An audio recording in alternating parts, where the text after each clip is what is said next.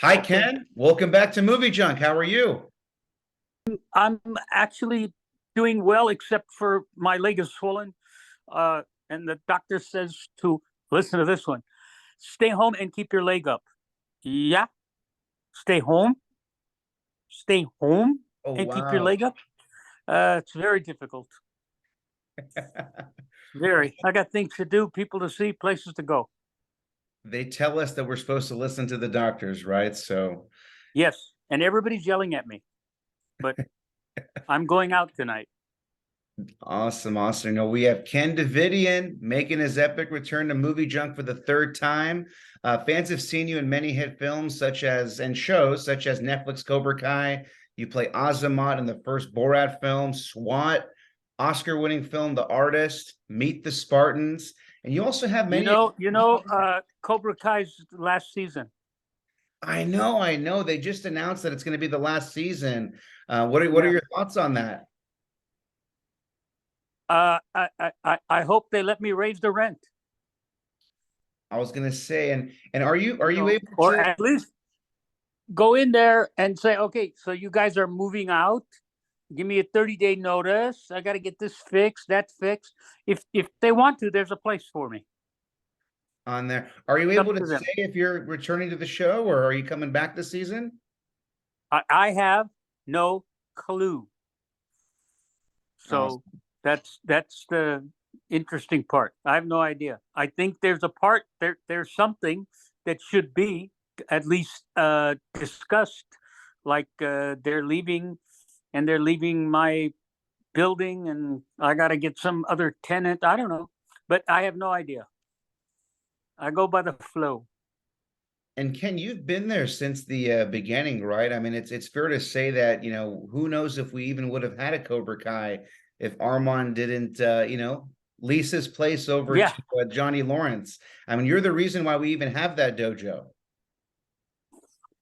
thank you. I'll tell the writers. Did you get a chance No, to they watch wrote that? me in. It was great. It was a great, and I have to tell you, Borat brought me a lot of attention and a lot of youth attention, and Cobra Kai kept it going. Yeah. Cobra Kai kept it going. All young, 13, 14, 15, 18. Hey, there's a guy from Cobra Kai. So it's great. I can't complain. I'm sad that it's the last season, but everybody grows up and they all want to go their own separate ways. Definitely, definitely right. I mean, as you know, right, when the first, season and two came out, it was all on YouTube, right? Who knew that it was Yeah, going to grow to this? Once it got onto Netflix, right? I mean, it just catapulted like no other. yeah, yeah. And that's great because these kids deserve getting paid better than not getting paid. So, and YouTube was uh, not a financial institution. Yeah, and we're seeing these characters, right? Get in feature films, like Sholo's going to be in the Blue Beetle, which is coming out. I just saw the trailer for that. So I mean, really it was a huge catalyst and it opened up. I mean, there's a lot of that next generation of fans, right? There's the legacy fans that kind of grew up on the original trilogy and the next Karate Kid, but then it also opened up a new door to in the next generation of fans. And I actually went to an event at Paley Fest where it had the Cobra Kai cast, and just seeing all the teenagers and kids and adults kind of uniting. There's not many shows that have been able to do that. No, and they've continued it, and now those little kids that were in the first movie are adults, and I just thought it was it hit me in the head, really, really, really hit me in the head when the in the series, I think it was the series where the girl was uh, the head of the bank, and she said, "You don't remember me. You saved me when there was a tornado, and you came up and you climbed up and you." And I'm just thought, what great writing to just wool that right in there. And now she's the vice president of the bank. You Yeah. think he's going to get his loan? She was able to save Daniel, right? She was able to repay the Yes. favor, and just little things like that, right? Because the show, I mean, the writers, I mean, they're fans of the show as well too, right? So they're writing what they would like to see in a show, and kind of seeing that continuity from what was written in the 80s, from Robert Mark Kamen, and kind of keeping it a flow. I mean, I really, if you're someone that watched everything from the beginning, right? I mean, the continuity, it definitely did the fans justice, because I was a little nervous, right, when I heard there's going to be a new Karate Kid series, and obviously with Pat Morita passing away, right, and not being a part of it, I was like, how are they going to do this, right? How are they going to do this? But every season has been better than the last, and that's why I'm super excited, because they're saying that this is going to be the most epic season of them all. Yeah, I hope they bring the landlord back. Did the But landlord recover? He took a little bit of a beating, or we thought he looked like he took a no, beating. no, we thought he went in there with two guys and said, "This is what you got to do," and we never saw them again. Mm-hmm, mm-hmm. So it could be anything. But in reality, these people are moving out. They're getting a different place to go, and so the landlord should come and at least get his 30-day rent or something. I don't know, but I have to tell you, it was such a turn on. It was really a turn on. I didn't think it was going to go into this. I thought, okay, after the three movies, then you'll never hear from him again. But the series was fantastic. It did great for my career. It did great for everybody's career. And I got to tell you, working with these people was amazing. I made a movie about the uh, about the Saddam Hussein and all these. It was a Middle Eastern movie, and Marvin Cove played one of the guys that killed people. He was a mullah, and he killed people. He'd bring him to court, say, you said something bad about Saddam, and they kill him.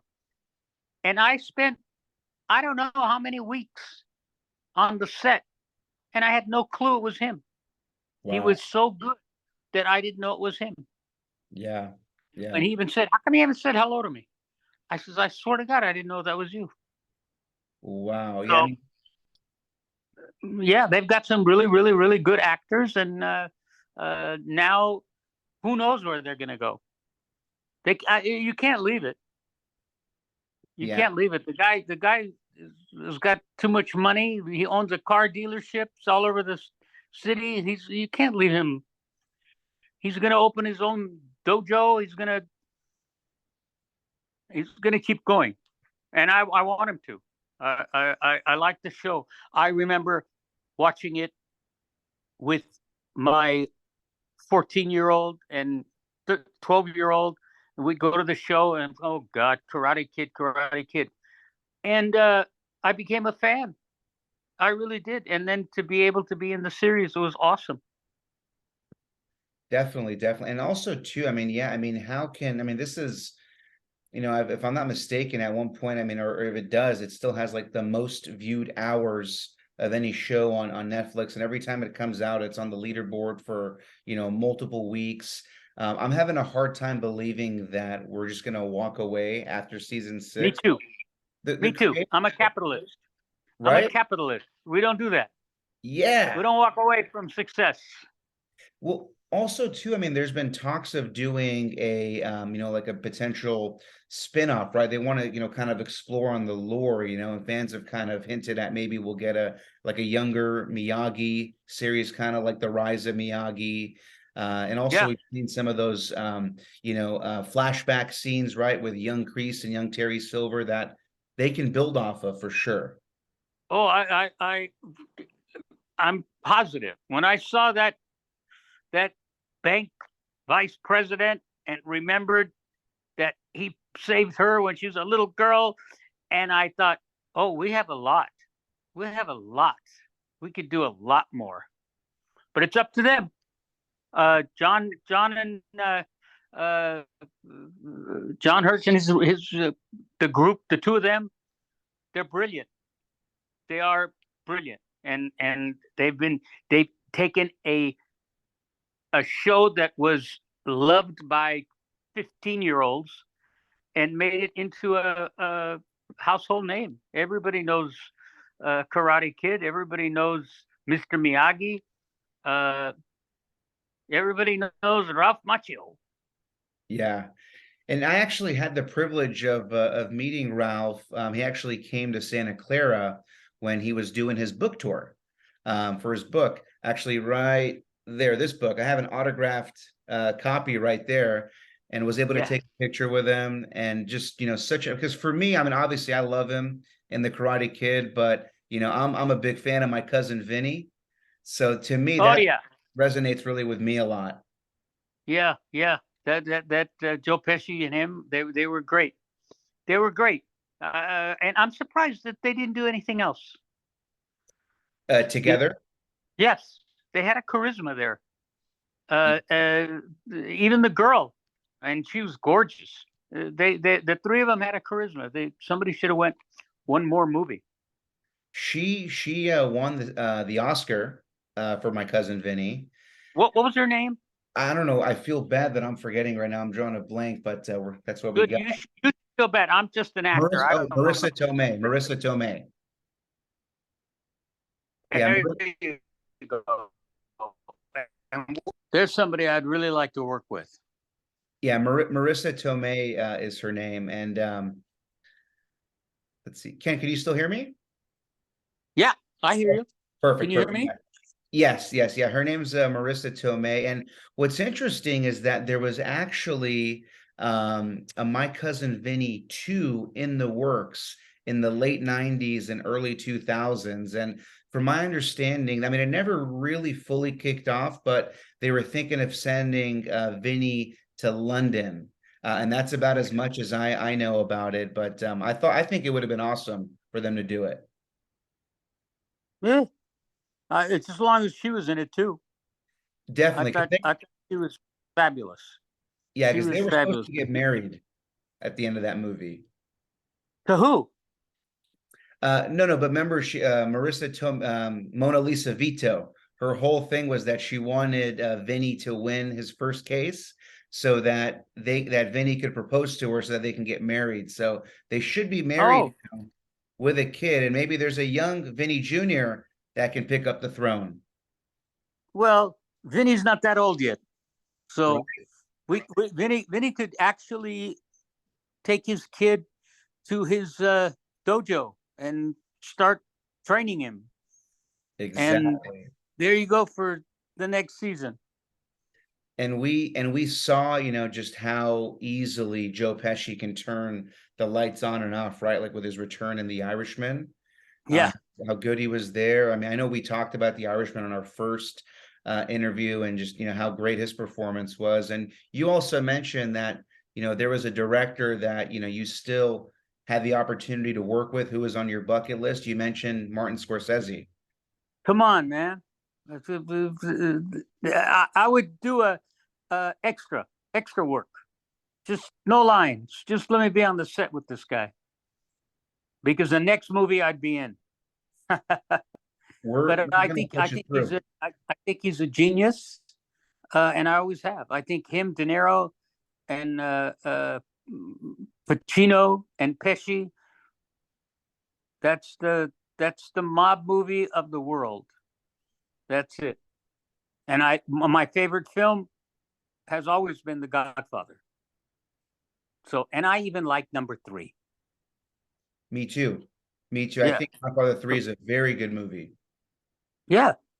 So everybody poo-pooed on it, but I really liked it. Yeah, I'm sad that he ended up with his daughter dying and stuff. It's karma. It all came back to him. Yes.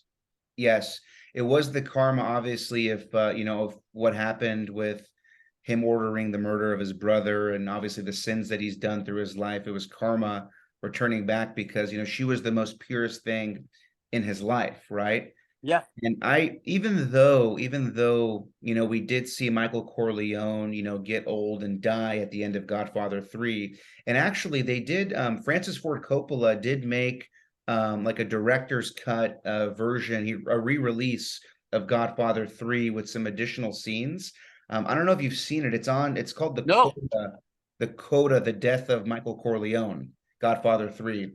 It's on Amazon Prime. You could easily see it, and it's good. They added some more scenes, so it feels like you're getting a little bit more, beef in the film. And I think because there was rumors of a Godfather 4, there's still a story that could be told between 3 Yes. and then doing another one. Between the time that she died on the steps to where he said they're dragging me back in, there's a movie there. Yes. And Ken, you play a great mob boss. You've done it more than a few times, right? In Yep. SWAT and with other films. Until Borat, I was a bad guy. I was always a bad guy. I got killed 20 times because I was bad. And Yeah. I loved it. It was great. And then I made a comedy, and that's it. People just always a comic. He's a comic. Thank God. And I got to tell you, I thought it was the strangest thing. I did a movie where all of my young friends that I grew up with complained to me about how I would play poker, because every time I'd play poker, I would do that and then deal the cards. And when I had to count money, I would do that. And I'd count money, and they go, "What are you doing, man? Getting saliva all over the cards." Then I did it for the artist, and Hollywood Reporter wrote an article like, "Where did he come up with that? Such an actor to create." And I'm thinking, oh, my friends are going to kill me. But it was strange and fun and wonderful. And I really think there's another movie. I really wish somebody would pick up the gauntlet. I don't have the ability, but between the 4 or 5 of them, including Francis, I think there's a movie there. And I'm sure there's a part for a short fat guy. Well, I mean, you'd be great if they have a scene where they go back to Italy for some reason. Like, you'd be a great character to be placed in Italy, and just, you could be, a captain or something where they're. I said that during the wedding. I said that when Corleone was getting married in Italy and the girl got blown up. Yes. So Yes. yes, but And but to be very honest with you, and I'm not. If Scorsese called me up and said, "I want you to be an extra, no lines," I jump. I jumped to the opportunity. as a He's I was going to say, as a fan, and obviously, having, the MovieJunk podcast as well, anything we can do to promote it and get, obviously this interview to Scorsese's ears, we'll be sure to do it. And Francis, obviously we'll do our best, and hopefully, to hey, see it. just get me coffee with them. Forget about making a film. Just, I mean, these two guys are cinema from the 70s to the 90s. These two guys did it. And my 14-year-old, who's 43 now, my 14-year-old wrote his essay for graduating high school. Oh, wow. 18 was The Godfather, my father's favorite film, and Wow. life lessons of loyalty and trust. And I was thrown away when I read what he wrote. But it's all true. I mean, the number one thing to me is loyalty. Yes. So it was just great. And I really wish he'd make another movie. But I wish he'd put me in it. Ken, did you watch the Offer on Paramount Plus? No, I haven't. Offer. So the Offer was a TV series on the making of the first Godfather, right? Okay, and what was the other movie you just mentioned? The Offer You on Paramount Plus That's the platform it was Right. on. But then 5 minutes ago, you mentioned another movie about The Godfather. Oh, so it's The Godfather 3, but on Amazon Prime it's called The Quota, The Death of The Michael Corleone. Quota. Yeah. So you can if Okay, you I just gotta watch. yeah, if you just type in Godfather, and I'll send it to you, but it's called The Death of Michael Corleone. I want to say it came out about 2, 3 years ago. Francis remastered it. And I actually really, really enjoyed it because you get about 20 more minutes, if I'm not mistaken. There's a little bit more, right, that you get. But The Offer was a great show. I really enjoyed it. But it was the making because I'm sure you've heard of all the I've stories heard of it. that I've heard went of all the stuff making that the happened. movie, right? How Francis almost got fired, and so now you're seeing it come to action, and you're getting Robert Evans and all these guys in there. So and also there's a mob element to it too, right? So there was the mob influence as well. It's a drama, What do and you think, Robert Evans? All you had to do is say Robert Evans. He was the godfather of Paramount Studios. the actor that played him, I'm apologies, I'm forgetting his name. He did an amazing job. He did an amazing job as Robert Evans, and it was awesome because this is old Hollywood, right? So you're seeing old Hollywood, the Hollywood parties that are going in, the negotiating that goes on between the studios and the distributors and the directors, and fighting to get certain scenes put in. Plus, you got the mob element too. So like it's kind of like you're getting a little bit of Sopranos in there as well, but there's a little bit of satire on the mafia. They don't take themselves super serious like you're seeing them, but there's a little bit of comedy in their characters, so it's different, it's unique. I was like, you know what? And Giovanni Ribisi, he plays Columbo. Yeah, Joe Columbo. And Yeah. when I first heard he was going to play this role, I was like, how's this guy going to play a mob boss? And he looks the part. He's awesome. He just really, really, blew me away. And I was like, I was bought in. I loved it. I don't want to spoil it for you, but you'll But enjoy but it. I got to tell you, the mob movies have always been my favorite and favorites of everybody. It's just they're so like that your neighbor could be one of them.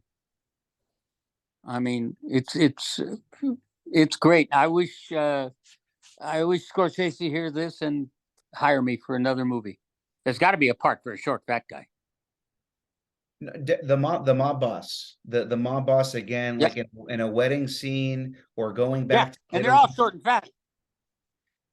So I've been waiting. This is the part I've been waiting for.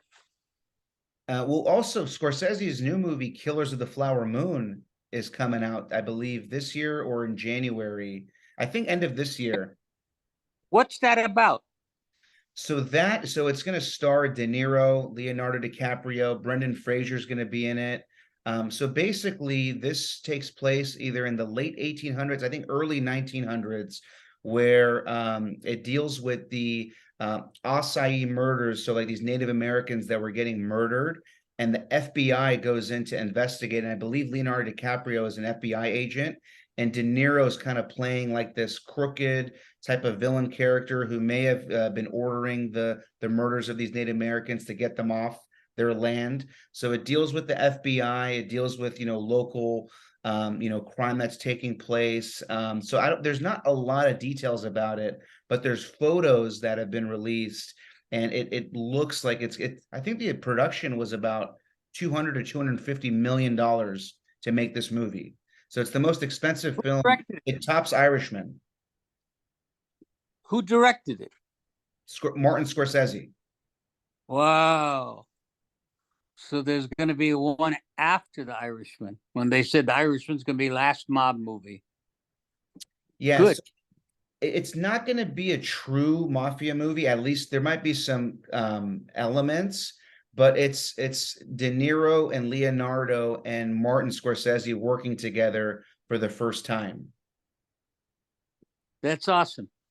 Yeah, but That's awesome. That De- reminds me of when Martin Sheen and uh, they worked together on, I think it was Deferred, or it started with a D, the name of the movie. Departed? and DiCaprio and Marty Sheen was a cop. Yeah, Departed. Departed, yeah. And I again, the only thing bad about these films, The Departed and the Irishman, and even The Godfather, the only thing that's incorrect is I'm not in any of them. That's Agreed. very painful. Oh, the movie I was looking for. So De Niro is also going to be in a new mafia movie called Wise Guys as well too. I've That heard of. I heard something about that, but that's not Scorsese. no, it's I'm forgetting his name. I'm going to look it up real quick. It's Barry Levinson. Oh, Barry oh, Levinson. okay. Well, he's done a lot of stuff, but I don't know about the mob stuff.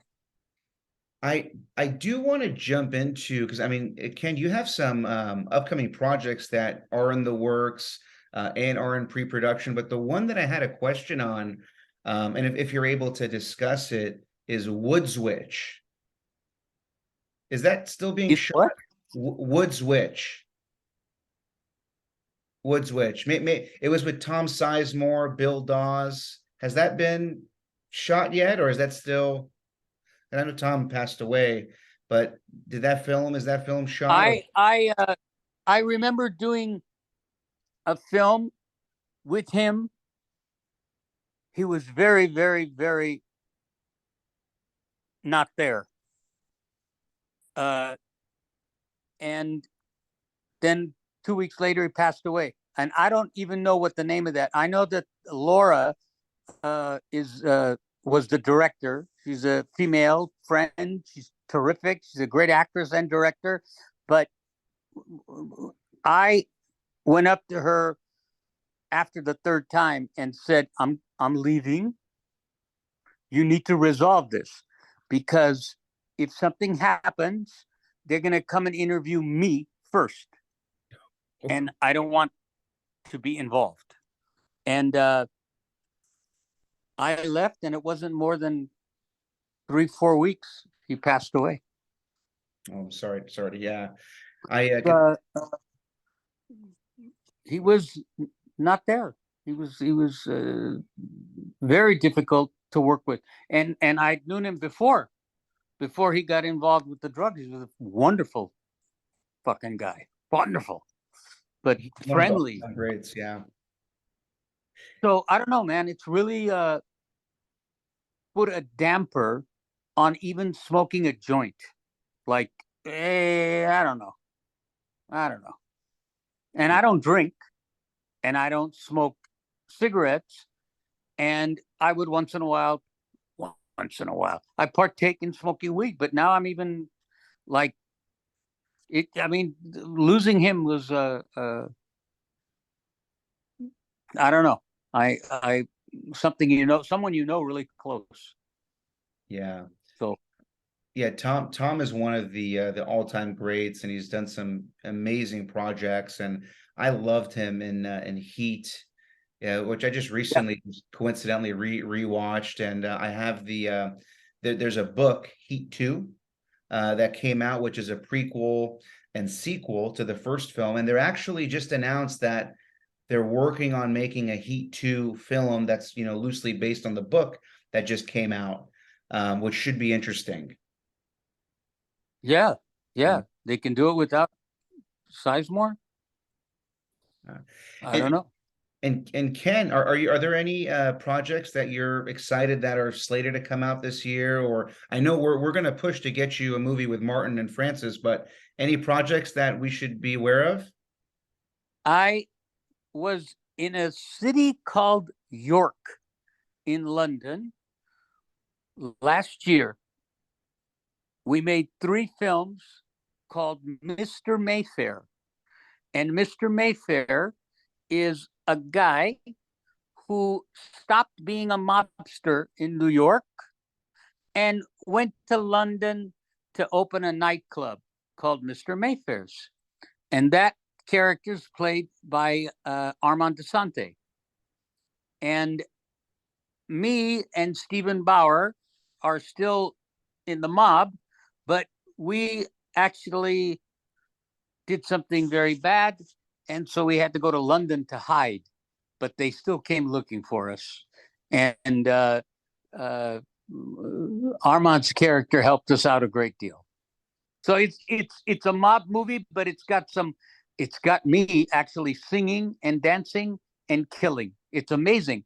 On one scene, I was at the nightclub. I got on stage. I'm dancing and doing all this singing and stuff, and then you follow me, and I kill some. I beat the heck out of somebody. I mean, I just threw him on the ground and started slugging him, and blood is coming all over. They finally got rid of the actor and put a pillow so that I could just keep hitting it. Wow. So it was a lot of fun. I mean, I'm really excited. I mean, that group right there, right? Stephen Bauer, Armand Assante, yourself. I mean, that is an excellent crew. And I actually had the chance of meeting Armand Assante at the Sopranos Con a few years back, and had a chance to speak with him. And he's just a wonderful guy. And who doesn't love, Stephen Bauer, right? From Scarface and Ray Donovan and all the projects that he's done, and obviously getting you in there together as well. I mean, what a trio. Do you know how I met Bauer?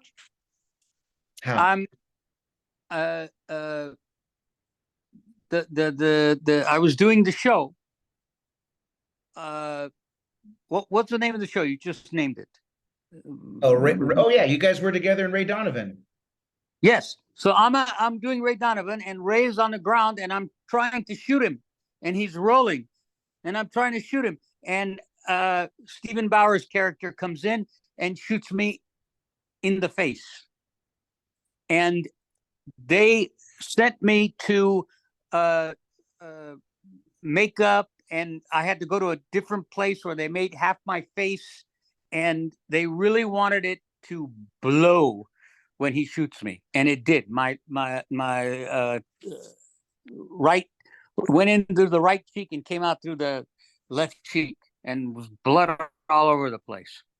So, and what they had told me, they said, you're going to be the bad guy for next season. Then they said, but we really, really want to kill you, and this is how we're going to kill you, and it's going to look great. And I'm going, okay, but that means I'm not going to be the bad guy next season, am I? So I wasn't, but it was a great death. Ken, I'm not just saying this because I have you on the show. That season was my favorite season of Ray Donovan, with the Armenian Mafia, and also, just getting, John Voight's character coming in, and that shootout that you guys had, because that was the first time that we see those two characters, Ray Donovan and his dad, kind of teaming properly together, right? Where there was no like he was finally being a father to his son, right? Even though it was just a short moment, but that season with the Armenian Mafia was my favorite season by far. I am. Today's Saturday? Yeah. Okay, I think it's today or it's next week. I'm going to the premiere of John Voight's movie, because they said he's retired and this is his last film. Yeah, okay. But I'm going to go see the film. He's become a friend of mine. I really, really like the guy. What a great friend to have. I mean, just if I got a chance to bump into both you guys at a coffee shop, I mean, that would be amazing. I mean, that's a great crew right there. He's talking about his politics. Yeah, he does. He does. Yeah. I do can't. We're both on the same wave. Yeah. Yeah. We're both what you call Republican. Yeah. I don't care. I don't care what you call me. Just do good.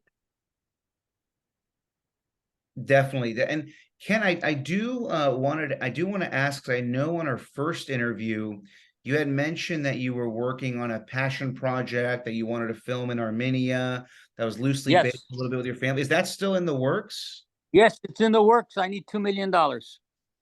Okay. Perfect. And this passion project was born by my granddaughter when my wife passed away. And when my wife passed away, my granddaughter said, we have to go to Armenia to spread grandma's ashes. And I said, okay, that's fine. But Grandma was not Armenian. Grandma was Latin. And she said, I didn't know that. So I'm Latin too? I said, yeah, you got some Latin in you. But Grandma was a great, great influence. And she wants to go to Armenia, not just to see Armenia, but to spread some of Grandma's ashes. And I just think that's awesome. So a movie came out of it. So that's what Pistachio is. So the granddaughter convinces the grouchy curmudgeon grandfather to go to Armenia and spread ashes. And my 104-year-old mother-in-law gets me arrested because I stole her daughter 40 years ago, and now I brought her back dead in a jar. I said, it's not a jar, it's an urn. Wow. They don't know about urns. They don't know about in Armenia. Really, there is no. When they burn somebody, what's it called? Cremate. Yes, they don't do that. They strictly bury people like in the old days. But I was surprised when my wife said, I want to be cremated. She said, nobody's going to come visit me at the Rose Hills. So I want to be cremated. And now she's in the kitchen where she was all the time. She hasn't even left. Wow. No, that's I already told my kids I want to be cremated. Now, my wife had picked her own urn. It's leopard. Okay. You know how women love this leopard thing now, right? So I picked my urn. It's a Raiders. It's a Raiders urn. Oh, wow. That's awesome. So my son, I want, just put me with your mother. The only thing we need to discuss is after you, where are we going? Where's me and mom going? They said to granddaughter's house. I says, okay, she'll be 30 years old by then. She can handle it. Wow. But the grandchildren are still grandma. It's amazing. Pistachio sounds like a really, really good film, and it sounds like it's going to be a mixture of both comedy and drama as well too. And yeah, you're gonna listen. One of the things that I loved about Borat was it made you laugh, made you cry, and it made you think. And that's unfortunately what I go for, and that just makes it so much more of a challenge. But I want people to cry, I want people to laugh, and I want people to think. So I got to get it done. Find me somebody with $2 million. We'll see. I look around. I might know a few people, but I'm a Syrian. I can pretty close to Armenia. If you need an extra, I can see if I can pass as an Armenian extra. I have said that if somebody comes with the money and they're not Armenian and they say, okay, I'm Assyrian, I want to do it in Assyrian, we have 1,000 million Assyrian Armenians. So all we would do is say, okay, she's Syrian Armenian, she's Lebanese Armenian, she's whatever the Armenian is that gets us the money. Of course. Because she's really a capitalist. I think we just made a deal. You put me an extra in your movie, I'll get you an extra on a Scorsese movie. Oh shit! I'll put you in as a lead. You get me in as an extra. Ken, I want to be respectful of your time. It's Saturday, and I know you got to go meet John Voight for some coffee on Rodeo Drive. I'm going to his movie premiere. That's where I'm going. I have a date. Do you know who my date is? Who are you taking? Listen to this. I was invited to go to a comedy store here in, I think it was in the Valley somewhere. I go to the comedy store. There's this very, very, very attractive woman from Kazakhstan who's making fun of me. Oh, wow. She's making fun of Azamat, Borat, the movie. This is her thing. And I walked in and I mean, you could tell by her look, like, oh, hell, that's the guy. And we hit it off. So we've gone out a couple of times. She's a good friend of mine. She's my hey, I need somebody to go out with. That's and I know. Well, that's going to be an exciting date that you're bringing to the John Voight film premiere. Yes, yeah, I she's know. from Kazakhstan. It's amazing. So is that maybe the stars aligning that maybe Azamat, even though I mean it's been out now for a while. The second movie's been out. We know that it appears that Azamat is dead and turned into a sofa chair, but it's Hollywood. Yes. Maybe it wasn't Azamat. Maybe it was somebody else that got killed, or maybe Azamat has a twin brother. Would you ever Well, be I have to. turning? They offered the second one to me, and I just thought, every actor breaks their ass and hopes that the second movie is going to be, get them out of the hole. That's what everybody loves the sequel for. So they made a movie, and it grossed $257 million. And what they offered me to do the second movie, I was insulted. So I didn't do it. And they did the second movie, and from what I understand, it was a financial and it was a flop. So did you see the second one? I did see it. Did Yeah. you laugh a lot? So there were some Sacha Baron Cohen's funny. He's good at getting you to laugh even when it's not the best Yeah. of scenes, right? Grant. But there are scenes in the first Borat that we still talk about to this day, right? And you're included in all of them. And we didn't get that same impact with the second film. You can't not say that there wasn't an Azamat void in this second film. It was entertaining. You watch it because you need to know what happens in the sequel. And I don't know if you know this. I think a third one was made also. I haven't even had a chance to see that. Oh, I don't know. It, I don't it, know. I haven't even seen the second one. so I I haven't seen the second one. You know why? Because I'm a American capitalist. And if you don't think that after the first movie I was worth paying for, then thank you very much. That's all.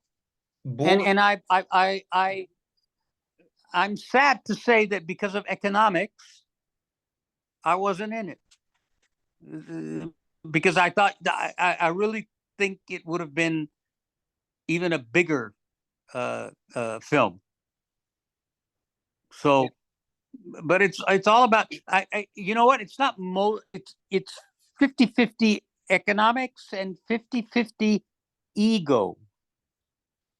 Your ego is not your amigo, and it gets in the way of a lot of shit. It's terrible, and I don't think actors need to bring that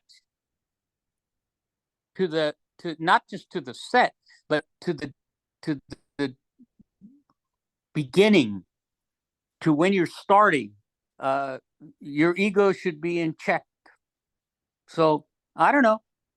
I got to tell you, if anybody should have had an ego, it's this little tiny kid that made this ridiculous movie about karate and ended up being a movie, television series, and Dear Mr. Ralph Macchio. Give me a break. And he doesn't have an ego. Yeah. So if he's not going to have an ego, I don't think there's a lot of people that should not have an ego, and that's a lesson to learn, because Definitely. we could have made another $3 million. Well, definitely. I mean, you had been. I mean, by the time the first Borat came, you had still had an extensive resume, but you also did a lot of movies after the first Borat. You were in an Oscar-winning movie that was nominated for 10. Yeah, The Artist took home 5. Kill the Spartans. Many other projects, right? So, and the success of the first Borat. So obviously there was a place for you. They could have built this could have been just like the Hangover franchise if it was done correctly. yeah. No. Listen, the first director for Borat was the guy that did Hangover. Yep. What was the name? Doug, Phillips, Doug Yes, Phillips, yes. Okay, Todd Phillips. Todd Okay, Phillips, Todd Phillips. Todd Phillips was the director. After the one scene in the beginning of the first movie where they had the rodeo, he quit because, and it's not, there was no cameras there, but they came out of the rodeo, got into their van, and 1,000 people came out and tried to turn that van over. They were not happy. Oh yeah, they were, you know, they had to be escorted out with the police. Wow. So there's a lot there. There's a lot they could have done. Yeah. But I'm telling you, it's not just ego, money and ego. And Yeah. and it made it terrible. It was the second one was no comparison. And it's exactly the opposite. This is what actors look for. They go and they go, okay, I'm going to do this. I'm going to get paid. I only got paid $60,000 for 4 months' work. I went to 13 different states in the United States and 3 different countries, and I got paid 60,000 because I felt this is either going to be the stupidest thing in the world, and it's going to have a cult following, or it's going to be what I think is hilarious. And if it's hilarious, movie number 2, we're talking about $500,000 plus I want a piece of the action, plus more residuals, everything. And what did they do? I felt like they treated me like a redheaded stepchild. So, okay, go do your movie. I That's think all. I definitely feel that you made the right choice because you maintained the integrity of this character, and we're always going to remember Azamat in that first film. And also keep in mind, Ken, that the doors aren't completely closed. There could be a movie that could be made that happened before part 2, before Azamat died. So if the creative minds get to work and maybe something can make sense both from a story standpoint and the economics, there's a lot of opportunity There's to bring there's a you back. lot. There's a lot, but I still think that there's a 14-foot wall of ego. Yeah, yeah. So what uh, let me tell you something. It's been over 15 years. Do you realize how many movies Abbott and Costello, Laurel and Hardy, I mean, Abbott and Costello make so many films. They make television shows. Nobody's ego took anybody. They're just working because they were funny and great and stuff. But you get stuck with the ego. Your ego is not your amigo. I gotta tell you, it's very depressing, especially at this age. Because you think, okay, I've only got so many more years, and if I do 1 or 2 more Borats, I will definitely be remembered. And I don't know. Nobody wanted to really do the work. Have you had a chance to talk at all with Sacha since the first Borat, or when's the last time you Nope. got a chance to? Nope. My wife passed away, and he didn't even call for condolences. Nope.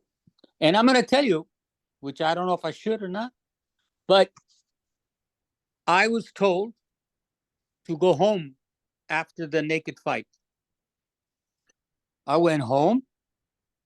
3 days later, they called me. I says, "What is it, Larry?" Larry says, "The studio looked at the dailies and said, 'Where's Ken?'" I said, "We sent him home." They said, "Bring him back. It's a buddy movie." From the time Larry told me it's a buddy movie, and he heard that, and he's upset. And he hasn't spoken to me since. Never said never, not barely a hello. And I'll tell you, when we were in London, he was very, very friendly in front of me with his mother and father, but did not speak to me personally. So what are you going to do? you know, I'm fine. Yeah. But truly, we could have taken these two actors and made at least 5 comedy movies that had nothing to do with Borat, and just 2 guys that are funny. But your ego is not your amigo.